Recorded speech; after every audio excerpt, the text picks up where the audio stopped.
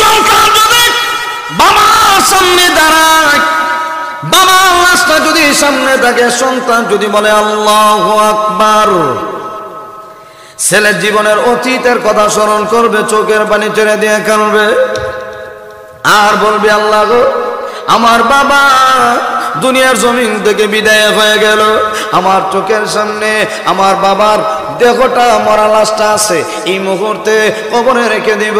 আল্লাহু আকবার। সন্তান যখন চোখের পানি ছেড়ে দিয়ে কাঁদবে, আল্লাহর নবী বলেন বাবার লাশের সামনে দাঁড়ায় সন্তান যখন চোখের পানি ছেড়ে দিবে, চোখে ডগায় পানি আসার আগে আগে ওই বাবার কবর আযাব আল্লাহ মাফ করে দেয়।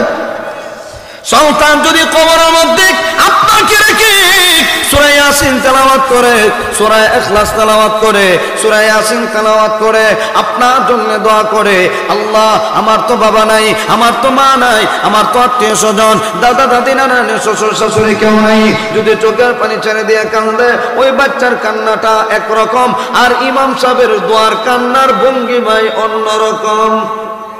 ইদা মাতাল ইনসান ইনকাতা আনহু আমালুহু ইল্লা মিন সালাসা ইল্লা মিন সাদাকাতিন জারিয়া আও ইলমিন ইউনতাফাউ বিহি আও ওয়ালাদিন সালিহিন ইয়াদউ লাহু। আল্লাহর নবী বলেন একজন মানুষ যখন দুনিয়ার জমিন থেকে বিদায় হয়, বিদায় হওয়ার পরে তার সব আমলের দরজা বন্ধ হয়ে যায়, শুধুমাত্র তিনটা আমলের দরজা খালি থাকে। এক নাম্বার সাদাকাতুন জারিয়া, আপনি দুনিয়াতে থাকা অবস্থায় মসজিদে এত টাকা দিলেন, মাদ্রাসায় এত টাকা দিলেন, দ্বীনের কাছে এত টাকা দিলেন, এই সবটা জারিয়া সবটা আপনার কবরে যাইতে থাকবে। কেমন ভাবে? মসজিদ তৈরি হওয়ার জন্য আপনি 10,000 টাকা দিলেন, এই মসজিদ যতদিন থাকবে ততদিন আপনার কবরে এক একটা সবের অংশ যাইতেই থাকবে। শুধু তাই না, উপকারী ইলম কবরে শুয়ে শুয়ে সবের অংশ পাওয়া যায়। 3 নাম্বার আওয়ালাদিন সালিহিন ইয়াদউ লা, নেককার সন্তান যদি আপনি দুনিয়াতে রেখে যাইতে পারেন, তাহলে এই সন্তান আপনার জন্য যদি দোয়া করে, ওগো আল্লাহ আমার মা নাই, আমার বাবা নাই, আল্লাহ মাফ করে দাও। সন্তান কোরআন তেলাওয়াত করে, মা বাবার জন্য যদি দোয়া করে, তাহলে সন্তানের দোয়াটা আল্লাহ কবুল করে নেয়। এই সত্য জারিয়া হিসাবে আল্লাহ কবরকে জান্নাতের বাগান বানায়া দেন। এই জন্য মনে মনে চিন্তা করবেন, আমার ছেলেটাকে যেন কোরআনের হাফেজ বানাতে পারি, আলেম বানাতে পারি, মুফতি বানাতে পারি। যদি হাফেজ বানাতে পারি, আমার ছেলে যদিও হাফেজ কোরআন, যদিও আপনি জাহান্নামী, কিন্তু আপনার ছেলে সুপারিশ করে আপনাকে জান্নাত পর্যন্ত পৌঁছে দিবে। ওয়ালা মানুষগুলির জন্য এই পবিত্র কোরআন পথ প্রদর্শক। কোরআন মানুষকে হেদায়েতের পথে চালায়। আপনি যদি কোরআনের সাথে সম্পর্ক লাগাইতে পারেন, কোরআন আপনাকে সঠিক পথে পরিচালনা করবে। আর কোরআন যেভাবে বলে আপনি ওইভাবে চললে আপনার জীবন পরিবর্তন হয়ে যাবে, জান্নাত পর্যন্ত পৌঁছা আপনার জন্য একেবারে সহজ হয়ে যাবে। এই জন্য আমার ভাই, হুদাল্লিল মুত্তাকিন, আল্লাহ বলে মুত্তাকিদের জন্য পথ প্রদর্শক। আর মুত্তাকি কারা? আল্লাহ পরের আয়াতে ব্যাখ্যা করেন, আল্লাযীনা ইউমিনুনা বিল গায়বি ওয়া ইউকিমুনাস সালাতা ওয়া মিম্মা রাযাকনাহুম ইউনফিকুন।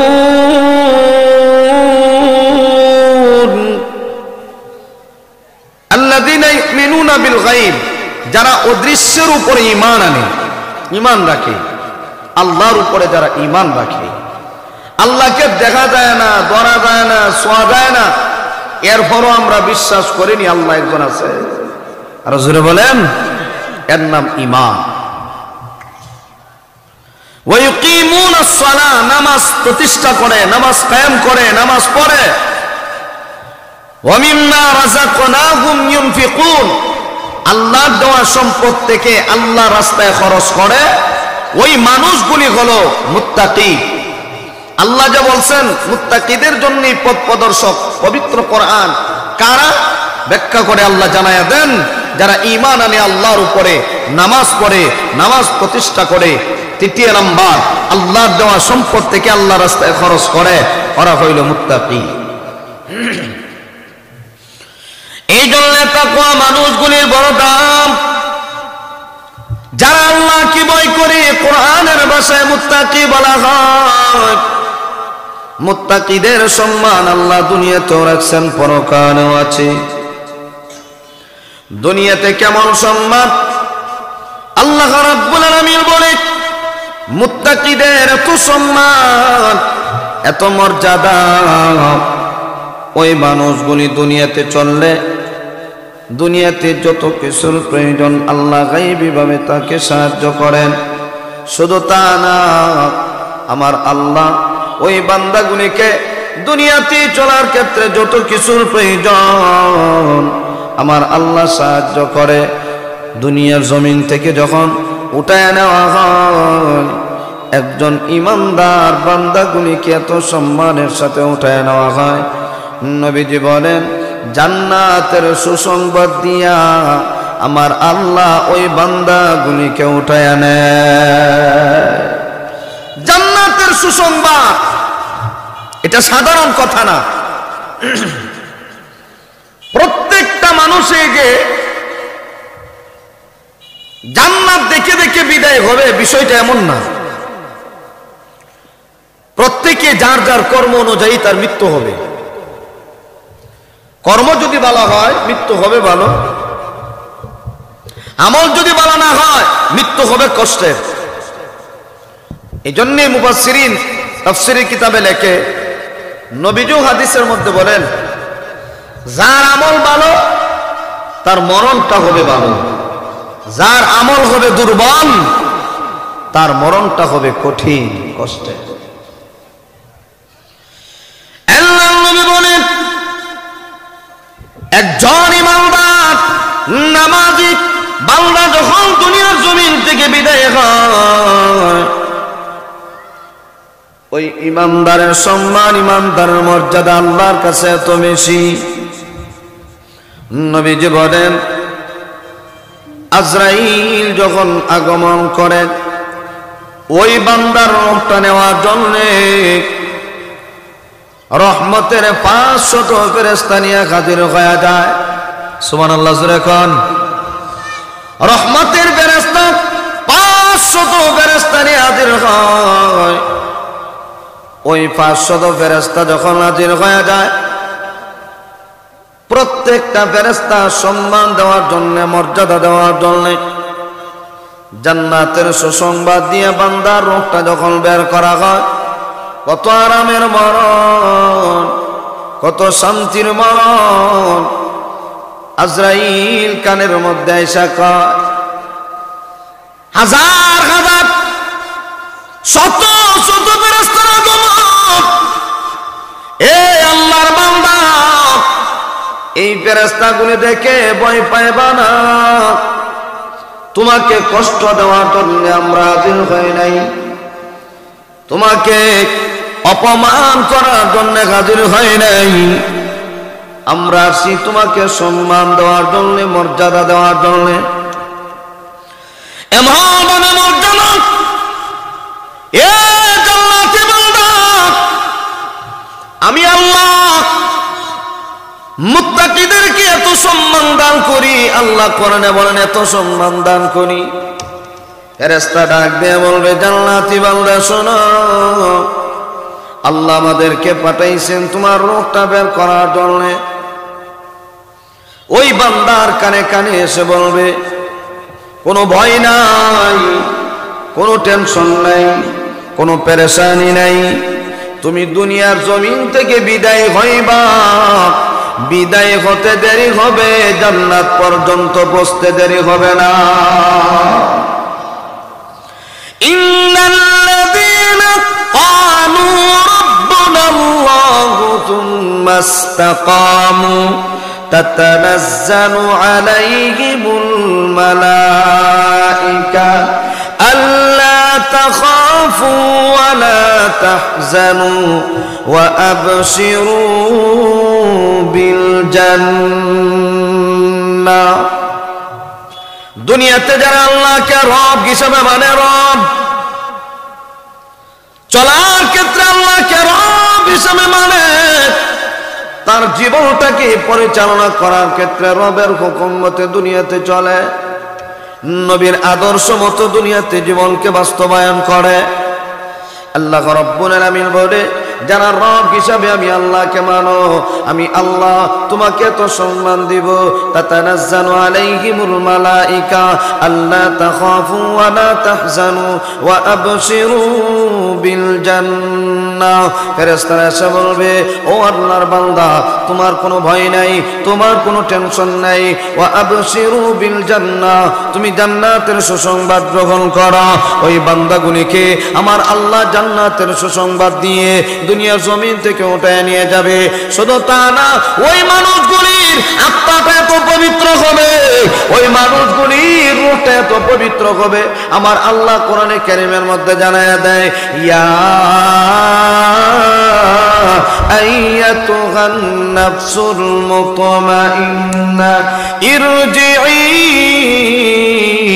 ইলা রাব্বিকি রাদিয়াতাম মারদিয়া ফাদখুলি ফি ইবাদি ওয়াদখুলি জান্নাতি। ওই পবিত্র আত্মাওয়ালার এত দাম, এত মর্যাদা, আমার আল্লাহ ডাক দিয়া কয়, ইয়া আইয়াতুহান নাফসুল মুতমাইন্না, এ পবিত্র আত্মাওয়ালা, ইরজিই, ফিরে আসো। আল্লাহ কোথায় যাব? ইলা রাব্বিকা রাদিয়াতাম মারদিয়া, তোমার রবের সন্তুষ্ট চিত্রে তোমার রবের দিকে ফিরে আসো। শুধু তা না, ফাদখুলি ফি ইবাদি, আমার বান্দাগুলির সাথে, নেককার বান্দাগুলির সাথে মিলিত হয়ে যাও। ওয়াদখুলি জান্নাতি, হে আমার বান্দা, জান্নাতের ভিতরে ঢুকে যাও। এমন জান্নাত, যে জান্নাতের ভিতরে অনন্তকালের জন্য আরামে থাকবা। ওই জান্নাতের ভিতরে এত নাজ নিয়ামত আমি আল্লাহ তোমাদের জন্য রাখছি, যে নিয়ামত দুনিয়ার নিয়ামতের মতো না। দুনিয়ার আপেল আর জান্নাতের আপেল, দুনিয়ার আপেল আর জান্নাতের আপেলের মধ্যে বেশ কম আছে না নাই? দুনিয়ার আপেলের মধ্যে ফরমালিন দেওয়া আছে, জান্নাতের ফলের মধ্যে কোনো ফরমালিন নাই। জান্নাতি ফলের স্বাদই হবে আলাদা। দুনিয়ার বড়য়ের স্বাদ একরকম, জান্নাতের বড়য়ের স্বাদ হবে আর এক রকম। দুনিয়ার আঙ্গুরের স্বাদ একরকম, জান্নাতের ভিতরে আঙ্গুরের স্বাদ হবে আর এক রকম। আল্লাহ রাব্বুল আলামিন বলে, মা তাশতাকি আনফুসুকুম ওয়া লাকুম ফিহা মা তাদউন। হে বান্দা, তুমি যা চাইবা এর চাইতে আরো বেশি তোমাকে দেওয়া হবে। তুমি কল্পনা যা করছো না তার চাইতে বেশি দেওয়া হবে। আমি আল্লাহ এত ফল তোমার জন্য জান্নাতের ভিতরে রাখলাম। এইগুলি দুনিয়ার ফল না, দুনিয়ার ফলের মধ্যে ধোঁকাবাজি আছে, জান্নাতের ফলের মধ্যে কোনো ধোঁকাবাজি নাই। আমি আল্লাহ তোমাকে এত সুন্দর নিয়ামত দান করব, যে নিয়ামতগুলি দুনিয়ার জমিনে থাকা অবস্থায় কোনোদিন কান দেও শোনো নাই, অন্তর দ্বারা অনুধাবন করতে পারো নাই। হাদিসে কুদসির ভিতরে আল্লাহ নিজেই তো ঘোষণা করে, আদাতু লিইবাদিয়াস সালিহিন মা লা আইনুন রাআত ওয়া লা উযুনুন সামিআত ওয়া লা খাতারা আলা কলবি বাশার। আল্লাহ রাব্বুল আলামিন বলে, এ বান্দা, এত নিয়ামত আমি আল্লাহ তোমাদের জন্য রাখছি, মা লা আইনুন রাআত, কোনদিন চোখ দিয়ে দেখো নাই, ওয়ালা উযুনুন সামিআত, কান দিয়ে শোনো নাই, ওয়ালা খাতারা আলা কলবি বাশার, বান্দারে অন্তর দ্বারাও কোনদিন অনুধাবন করতে পারো নাই। জান্নাতের ভিতরে কত নিয়ামত তোমাদের জন্য রাখছি। এই জন্য ভাইরা আমার, যারা তাকওয়াওয়ালা, যারা দুনিয়াতে আল্লাহকে রব হিসাবে মানে তাদের সম্মান আছে, তাদের মর্যাদা আছে, তাদের সম্মান একরকম। আর যারা আল্লাহকে ভয় করে না, দুনিয়ার মুখে পড়ে দুনিয়ার পিছনে দৌড়ায়, তাদের সম্মান আরেক রকম। যারা তাকওয়াওয়ালা তাদের সম্মান একরকম। আর যারা তাকওয়া ভিতরে ঢুকায় না, শুধু দুনিয়া ঢুকায়, দুনিয়ার লোভ আর লালসা অন্তরের ভিতরে ঢুকাইয়া শুধু দুনিয়া কামনা করে, দুনিয়া কামনা করে মনে মনে ধারণা করে আমি আসি কয়দিন, থাকবো কয়দিন, ইচ্ছা মতো খাইলাম আর ঘুমাইলাম, যেভাবে মনে চায় ওইভাবেই চললাম, বাজারে গেলাম, ঘন ঘন চক্কর দিলাম। কল্পনা আসেনি? জোরে কর। এই জন্য রে ভাই, বাজারে যাওয়ার জন্য আল্লাহ রাব্বুল আলামিন আমাদেরকে বানাই নাই শুধুমাত্র চক্কর দেওয়ার জন্য, আমাদেরকে বানাই নাই ওই যাইবেন ওই যাইবেন, এই দুনিয়া ছেড়ে চলে যাওয়ার জায়গা একটা আসেনি। আর একটু জোরে কন্যা দিন, জায়গাটার নাম কি? কবর। কবরে যাওয়ার লাগবো নি, ভয় আসেনি? সবাই আমরা কবরে যাব, কবরে যাব। দুনিয়াতে যতই আপনি বাহাদুরি করেন, যতই আপনি টাকাওয়ালা হন না কেন, যতই আপনি কোটিপতি হন না কেন, দুনিয়া চাপতে হবে। প্রত্যেকে যেই দামের কাপড় খরিদ করে তার শরীরে পেঁচায়া দেওয়া হয়, আপনার শরীরে একই কাপড় পেঁচায়া কবরে দেওয়া হবে, একই কবরে যাবে মাটির নিচে। এই মাটির নিচে যাওয়ার পরে একজনের কবর হবে একরকম, আর একজনের কবর হবে আরেক রকম। যার ইমান ভালো তার কবরটা হবে একরকম, যার ইমান ভালো না তার কবরটা হবে আরেক রকম। এই জন্য ভাইয়ারা আমার, আল্লাহ কোরআনে বলেন, এ বান্দা, যারা আমি আল্লাহকে দুনিয়াতে রব হিসাবে মানবে তাদের সম্মান আছে, তাদের মর্যাদা আছে। এই জন্য ভাই কোরআনে কারিমের ভিতরে আল্লাহ তো জানায়া দিয়েছে, এই পৃথিবীর জমিনে সবচাইতে বেশি আমি আল্লাহকে ভয় করে উলামায়ে কেরাম, ঠিক কিনা? সবচাইতে বেশি উলামায়ে কেরাম আল্লাহকে ভয় করে। হক্কানি আলেম, হক্কানি পীর যারা, এরা তো আলেম। আর আলেম ছাড়া যারা পীর হয় ওরা পীর নামে বন্ধ, পীর নামে। এই জন্য পীর হওয়ার জন্য কিতাবে শর্ত লেখছে, পীর হওয়ার জন্য কিতাবে শর্তবাদী আছে। এক নম্বর শর্ত, যে পীর দাবি করে যে আমি পীর, আমার কাছে মুরিদ হইলে সব আছে, তুমিও যে এই দাবি করবা, পীর হওয়ার জন্য এক নম্বর দাবি আলেম হতে হবে। কি হতে হবে? আলেম। দুই নম্বর, পীর যদি কেউ দাবি করে তাহলে তাফসীরে জালালাইন শরীফ, মিশকাত শরীফ পড়ানোর যোগ্যতা তার থাকতে হবে। যদি তাকে আর দাবি করে আমি পীর, মানানসই মানা যায়।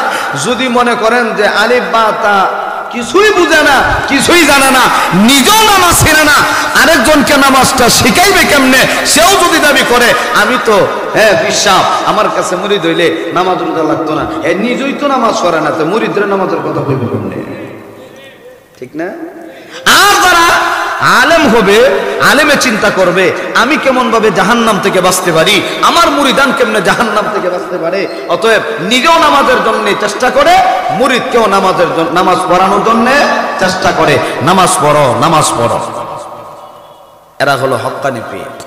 এই জন্যে দুনিয়াতে সবচাইতে বেশি আলেম উলামা আল্লাহকে ভয় করে। এই জন্য আমার ভাই, যারা দুনিয়াতে আল্লাহকে ভয় করে তাদের সম্মান একরকম, আর যারা দুনিয়াকে সম্মান করে, দুনিয়ার প্রাধান্য দেয়, দুনিয়াকে শুধু চায়, ওদের সম্মান আরেক রকম।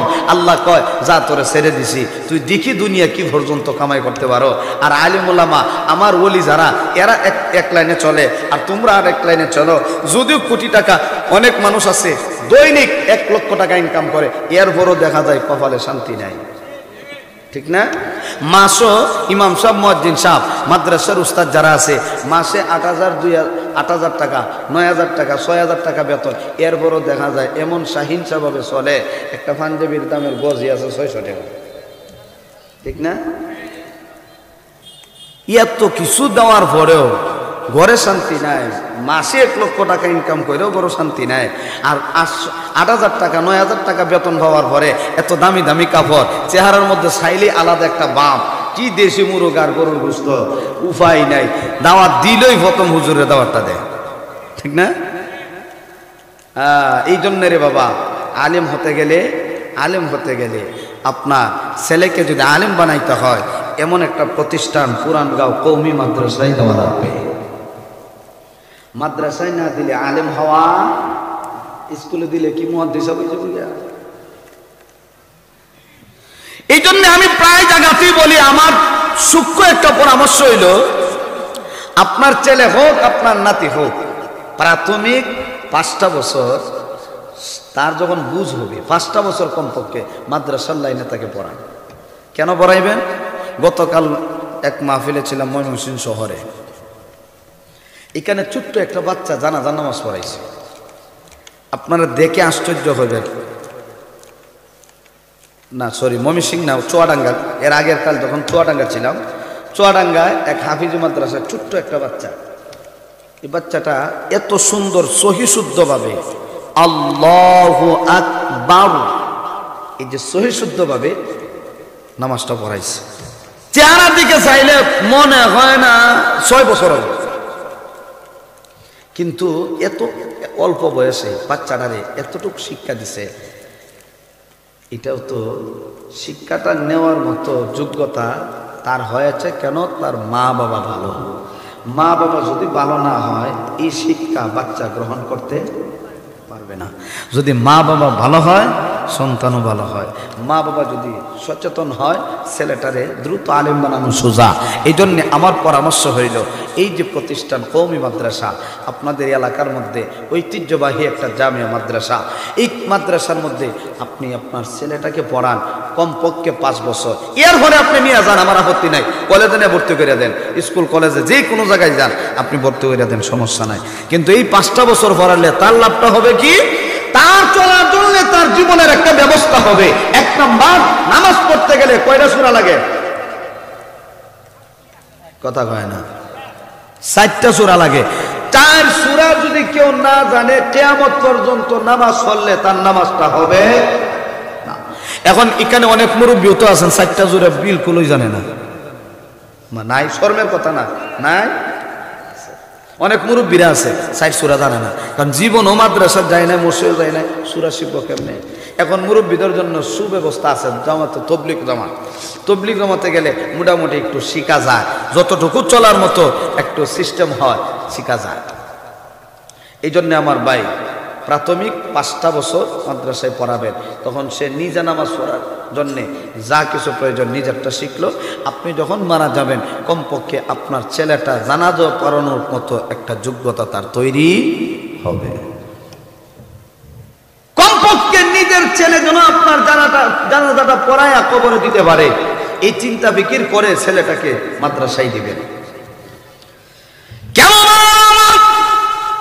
এই সন্তান যদি বাবার সামনে দাঁড়ায়, বাবার রাস্তা যদি সামনে থাকে, সন্তান যদি বলে আল্লাহু আকবার, ছেলের জীবনের অতীতের কথা স্মরণ করবে, চোখের পানি ছেড়ে দিয়ে কাঁদবে, আর বলবে আল্লাহ গো, আমার বাবা দুনিয়ার জমিন থেকে বিদায় হয়ে গেল, আমার চোখের সামনে আমার বাবার দেহটা মরা লাশটা আছে, এই মুহূর্তে কবরে রেখে দিব।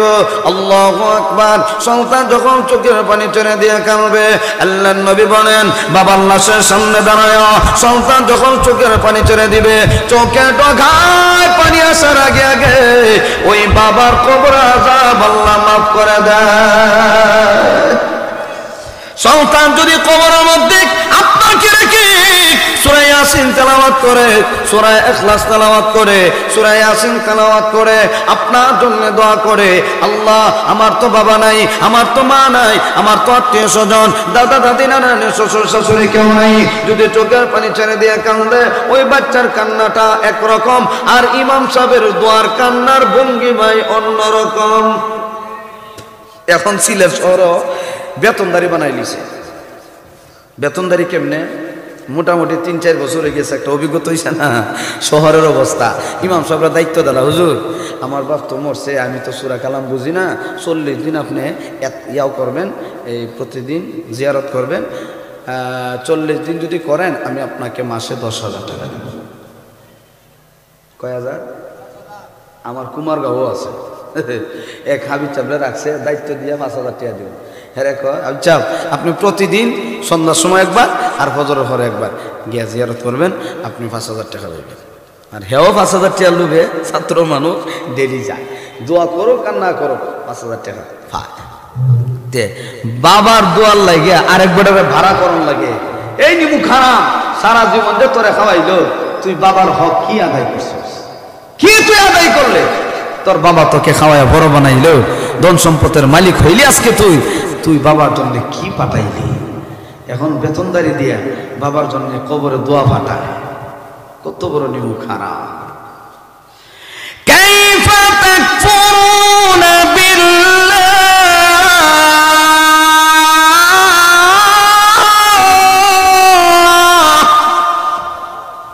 আল্লাহ বলে এই কেমন ভাবে তোমরা নিমুখ হারামি করো? এত নিয়ামত দিছি, নিয়ামত দেওয়ার পরও নিয়ামতকে ভুলে যাও। এত বড় নিমুখ হারাম। হ্যাঁ, বাবা সন্তানরে এত কিছু খাওয়াইলো, এত বড় করলো, আজকে দেখা যায় বাবার কথা সন্তানের মনেই নেই। যদিও মনে হয় বিপদে আপদে পড়ে টাকা টুকা দিয়ে দোয়া চায়, এই দোয়া কি? তো আল্লাহ রাব্বুল আলামিন বলেন তোমরা কেমন ভাবে নিমুখ হারামি করো? এত নিয়ামত দিলাম এরপরও শুকরিয়া আদায় করো না। আল্লাহর শুকরিয়া আদায় করবে, মা বাবার শুকরিয়া আদায়, আল্লাহর শুকরিয়া আদায় করে না, মা বাবার শুকরিয়া আদায় করবে কেমনে? ঠিক কিনা জোরে কর। এই জন্য আমার ভাই, আল্লাহ রাব্বুল আলামিন বুঝার মতো শক্তি দিছে, বুঝার মতো আকল আল্লাহ আপনাকে আমাকে দিছে। এই জন্য একটু বুঝে শুনে কাজ করবেন। সন্তানকে এমন ভাবে গড়ে তুলবেন যেন সন্তান দুনিয়া থেকে বিদায় হয়ে গেল আপনার কথা স্মরণ করে। ইদা মাতাল ইনসান انقطع عنه عمله إلا من ثلاثة إلا من صدقة جارية أو علم ينتفع به أو ولد صالح يدعو له। আল্লাহর নবী বলেন একজন মানুষ যখন দুনিয়ার জমি থেকে বিদায় হয়, বিদায় হওয়ার পরে তার সব আমলের দরজা বন্ধ হয়ে যায়, শুধুমাত্র 3টা আমলের দরজা খালি থাকে। 1 নাম্বার সাদাকাতুন জারিয়া, আপনি দুনিয়াতে থাকা অবস্থায় মসজিদে এত টাকা দিলেন, মাদ্রাসায় এত টাকা দিলেন, দ্বীনের কাছে এত টাকা দিলেন, এই সবটা জারিয়া, সবটা আপনার কবরে যাইতে থাকবে। কেমন ভাবে? মসজিদ তৈরি হওয়ার জন্য আপনি 10,000 টাকা দিলেন, এই মসজিদ যতদিন থাকবে ততদিন আপনার কবরে এক একটা সবের অংশ যাইতেই থাকবে। শুধু তা না, উপকারী ইলম কবরে শুয়ে শুয়ে সবের অংশ পাওয়া যায়। 3 নাম্বার আওয়ালাদিন সালিহিন ইয়াদউ লা, নেককার সন্তান যদি আপনি দুনিয়াতে রেখে যাইতে পারেন, তাহলে এই সন্তান আপনার জন্য যদি দোয়া করে, ওগো আল্লাহ আমার মা নাই, আমার বাবা নাই, আল্লাহ মাফ করে দাও। সন্তান কোরআন তেলাওয়াত করে মা বাবার জন্য যদি দোয়া করে, তাহলে সন্তানের দোয়াটা আল্লাহ কবুল করে নেয়। এই সত্যে জারিয়া হিসাবে আল্লাহ কবরকে জান্নাতের বাগান বানাইয়া দেন। এই জন্য মনে মনে চিন্তা করবেন আমার ছেলেটাকে যেন কোরআনের হাফেজ বানাতে পারি, আলেম বানাতে পারি, মুফতি বানাতে পারি। যদি হাফেজ বানাতে পারি, আমার ছেলে যদিও হাফেজ কোরআন, যদিও আপনি জাহান্নামী, কিন্তু আপনার ছেলে সুপারিশ করে আপনাকে জান্নাত পর্যন্ত পৌঁছে দিবে। হাদিস শরীফে নবী বলেন 10 জন জাহান্নামী ব্যক্তিকে একজন হাফেজ কোরআন সুপারিশ করে জান্নাতে নিয়ে যাবে। 10 জন ব্যক্তি, এদের উপরে জাহান্নাম ওয়াজিব হয়ে গেছে, জাহান্নামে ঢুকতেই হবে। ওই মানুষগুলির ভিতরে 10 জন রে সুপারিশ করে ওই হাফেজ কোরআন জান্নাতে নিয়ে যাবে। আর আলেম যারা হয় পুরা এলাকা সুপারিশ করে একজন আলেম জান্নাতে নিয়ে যাবে, পুরা সমাজ। এই জন্যে আলেম বানান, হাফেজ বানান, মুফতি সাহেব বানান, মুহাদ্দিস সাহেব বানান, উপকার হবে, উপকার হবে। দুনিয়াতে কোনো লাভ নাই। এই তো আমরা এখানে যারা আছি, অনেকের হায়াত তো 40 শেষ, অনেকের 50 শেষ, অনেকের 60 শেষ, 70ও গেছে। কয়দিন আর বাঁচবেন? একটু চিন্তা করে দেখেন, চোখটা বন্ধ করে নীরবে চিন্তা করেন, কয়দিন বাঁচবো, কি জবাব দেব, একা একা কবরে থাকবো, কি আমল আছে, কি আমল নিয়ে যাইতেছি। বাবা একটু চিন্তা করে দেখলেই তো অনেক কিছু হয়ে যায়। একজন বুদ্ধিমান মানুষ, নবী বলেন সত্যিকারের বুদ্ধিমান তো সে যে দুনিয়াতে থাকা অবস্থায় পরকালের সামানা জোগাড় করে। সুবহানাল্লাহ জোরে কান। এই জন্য আমার ভাই যে কথা বলতেছিলাম, আল্লাহ রাব্বুল আলামিন বলেন যারা আল্লাহকে রব হিসাবে মানে আল্লাহ রাব্বুল আলামিন বলেন আমি আল্লাহ তাদেরকে এমন ভাবে সম্মান দেব, এমন ভাবে মর্যাদা দেব, দুনিয়াতে চলার ক্ষেত্রে তাদের সম্মান কমবে না, আমি আল্লাহ বাড়ায় দিব। কেন বাড়ায় দিব জানো?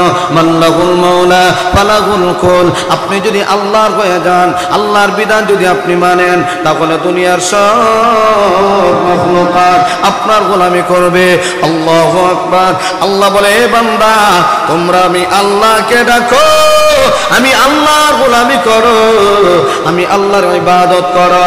আমি আল্লাহর ইবাদত যদি করতে পারো, দুনিয়াতে কোনো ভয় নাই, দুনিয়াতে কোনো টেনশন নাই। আমি আল্লাহ তোমাকে এমন ভাবে সম্মান দিব, এমন ভাবে মর্যাদা দিব, আমি আল্লাহ দুনিয়ার সব মাখলুকাতকে তোমার গোলাম বানায়া দিব। এই জন্য দেখবেন আল্লাহর ওলি যারা, আল্লাহওয়ালা যারা, বুজুর্গ যারা, পিসাব যারা, ওরা যখন আসে অনেক সময় দেখবেন সকলে হাত মুসাফা করার জন্য, হাতের সাথে হাতটা লাগানোর জন্য কত কষ্ট করে। কেন করে রে বাবা? শুধুমাত্র দোয়া নেওয়ার জন্য। এই যে বরুণার পিসাব, অনেক মানুষ হাত মিলাইতেও পারে না, আমরাও তো সুযোগ পাই না, অনেক সময় সুযোগ মিলে না। এই জন্য কেন তাদের সাথে হাত মিলাই? মানুষ শুধুমাত্র চিন্তা করে একজন ওলির সাথে আমি যদি হাতটা মিলাইতে পারি, তাহলে হইতে পারে এর উসিলায় আল্লাহ মাফ করে দিতে পারে। এই আল্লাহর ওলির এত সম্মান কেন বাড়লো? আমাদের সুনামগঞ্জের ভিতরে আল্লামা নুরুল ইসলাম খান সাহেব, এত সম্মান, মানুষ কেন ওনাকে এত সম্মান করে, এত মর্যাদা দেয়? আপনি একটু ফলো করে দেখবেন, ওই আল্লাহর বান্দা আল্লাহর সাথে গভীর সম্পর্ক লাগায় রাখছে। এই জন্য দুনিয়ার মানুষ আল্লামা নুরুল ইসলাম খানকে সম্মান করে, ঠিক কিনা? এর ভিতরে রহস্য আছে, এর ভিতরে একটা কারণ আছে। এই জন্য রে বাবা, যদি আল্লাহর সাথে গভীর সম্পর্ক লাগাও, দুনিয়ার কেউ জানে না, কিন্তু আল্লাহ তো জানে তুমি কেমন। দুনিয়ার সবাই যদিও তোমাকে পাগল বলে, আল্লাহু আকবার, আল্লাহর কাছে তুমি দামি। কেন? হাদিস শরীফের মধ্যে নবী বলেন, তুমি এমন ভাবে